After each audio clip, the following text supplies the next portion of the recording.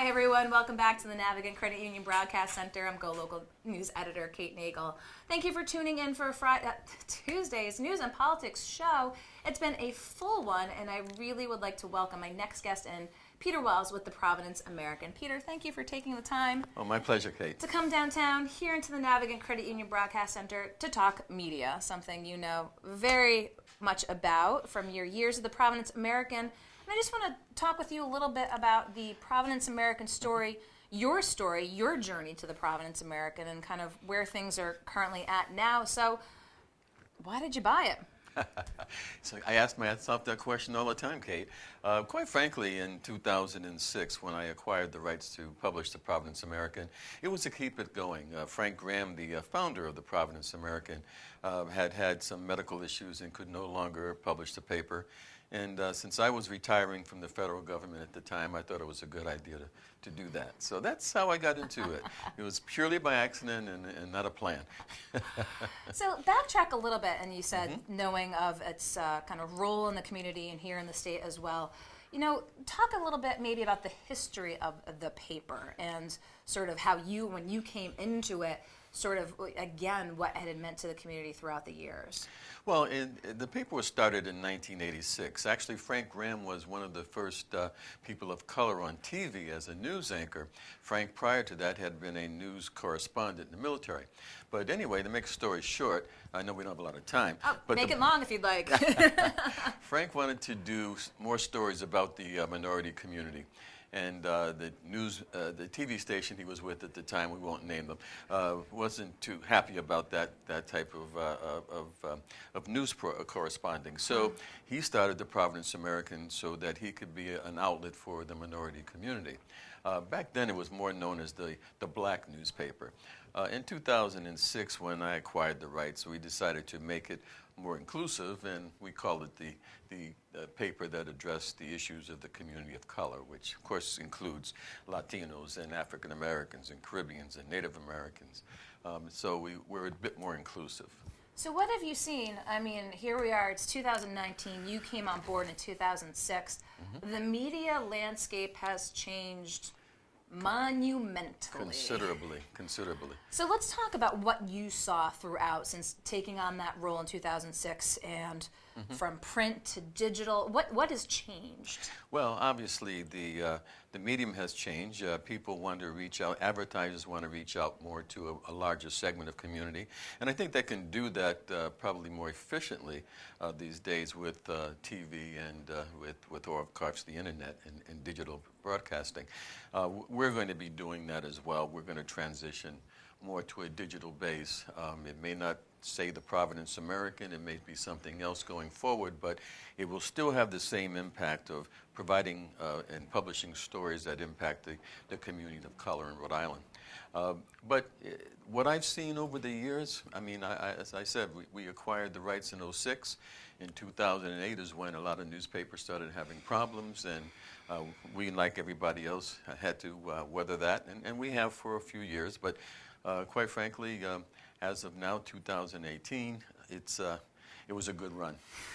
And unfortunate to the community, it's a historical piece that is now not part of the landscape.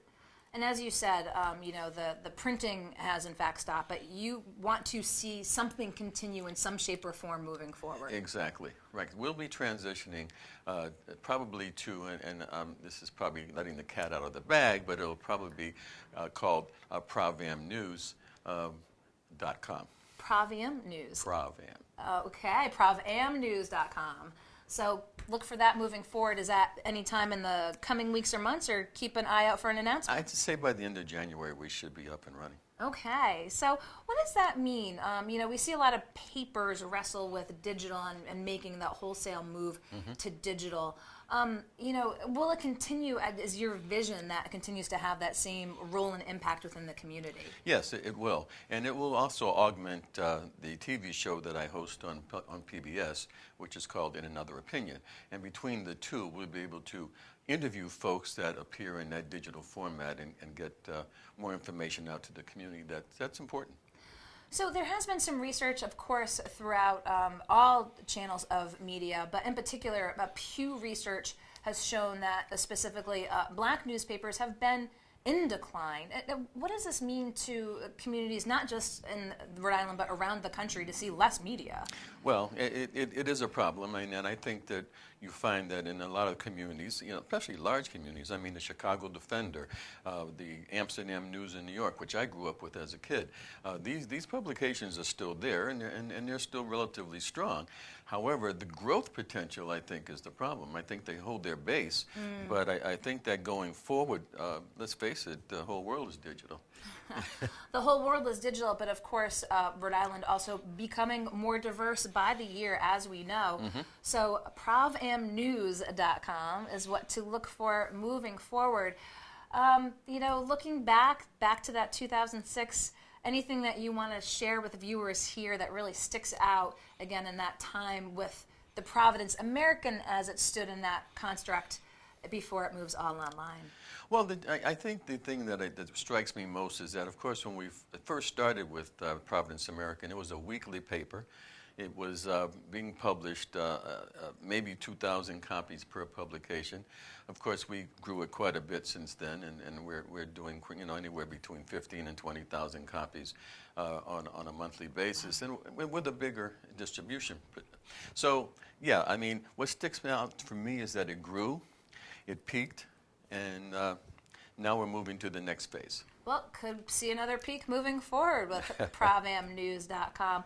But just, really wanted to get you in because it's always interesting to talk about the business of media with someone else in it as well. Do you think folks generally have an understanding of how difficult the world of media really is? I don't think so. I think that people have, over the years, have become complacent with the fact that that newspaper appears on their front step, or they pick it up at the smoke shop, or wherever they read it, and that's it. I mean, they just know it's there, and they become accustomed to it being there.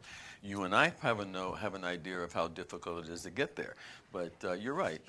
The general public doesn't have a good sense of that, and as much as we're bashed by some people, it's obviously something it's a labor of love for people who are in the media to want to continue doing it, quite frankly. And finally, also the question of local media. We see a lot of media consolidation at the top level for both newspapers and TV as well, and local media really, continuing to grasp onto having that footprint. How important is it to have that local media be part of the average person's media consumption? Well, it's very important. I mean, from right down from a community calendar to know what's going on in the community, down to, we don't have an obituary column, but, word of mouth is the way people get information. So consequently, having a print media or even a digital media to get that same information and get that news is very important, or people just wouldn't be informed. I mean, that's the bottom line. That is the bottom line, and we're here to inform. You're here to inform as well, in a little different format moving forward. But Peter Wells with the Providence American, soon to be Provam News. I really appreciate your taking the time to come in, and look forward to hopefully talking with you more throughout the year as we continue to follow this development. My pleasure, Kate. Thanks for so having much. me. Well, you ended up being the final batter here up on Go Local Prov today for news and politics. It's been a full day, and we'll be back tomorrow at 3 o'clock with Laura Afonso with Food and Drink. I'll be up at 4 talking Super Bowl and local health. But in the meantime, go to golocalprov.com and find us on Facebook. Wish everyone a good Tuesday night. We'll see you back here in the Navigant Credit Union Broadcast Center tomorrow. I'm Go Local News Editor Kate